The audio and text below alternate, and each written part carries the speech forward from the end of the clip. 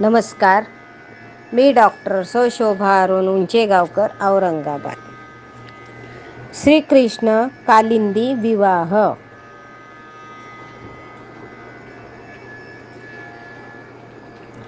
श्रीकृष्णाचा सत्यभामेशी विवाह झाल्यानंतर प्रथम श्रीकृष्णाचा कालिंदी नावाच्या स्त्रीबरोबर विवाह झाला. ही कालिंदी सूर्याची मुलगी होती. ती अत्यंत सौंदर्यवान होती. उपवर झाल्यावर श्रीकृष्णपती मिळावा म्हणून ती यमुना नदीच्या काठी एका अंगठ्यावर उभी राहून अन्नपाण्या वाचून तपश्चर्या करीत होती. ते ठिकाण इंद्रप्रस्थ शहरापासून जवळ होते. ह्याच सुमारास श्रीकृष्ण हस्तिनापुरी गेला होता. तेथे पांडवाचा आणि द्रौपदीचा विवाह झाल्यावर एके दिवशी श्रीकृष्ण अर्जुन असे उभयता इंद्रप्रस्थाच्या बाजूला एका अरण्यात आपला रथ घेऊन शिकारीसाठी गेले होते.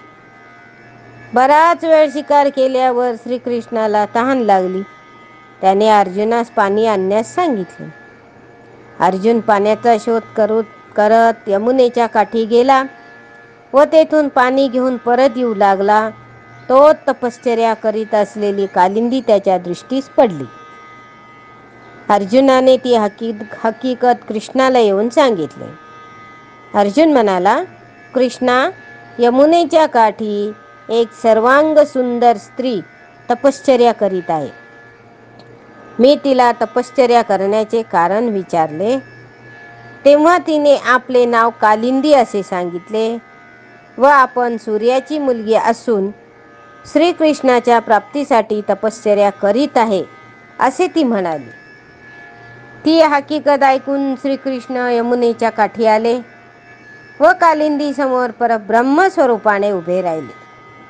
शंख, चक्र, गदा, पद्मधारी श्रीकृष्णाची ती श्यामसुंदर चतुर्भुज मूर्ती पाहून कालिंदीला अत्यंत आनंद झाला व तिने श्रीकृष्णाच्या चरणावर लोटांगण घातले. कालिंदीची निस्सीम भक्ती पाहून श्रीकृष्णाने तिला उचलून आपल्या हृदयाशी धरले व तिचा स्वीकार केला. श्रीकृष्णाचा व कालिंदीचा गांधर्व पद्धतीने विवाह झाल्यावर कुंतीने कृष्णाला आपल्या घरी राहण्याचा आग्रह केल्यामुळे श्रीकृष्ण कालिंदीसह काही दिवस तेथेच राहिले.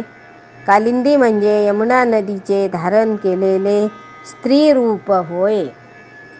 जय श्रीकृष्ण.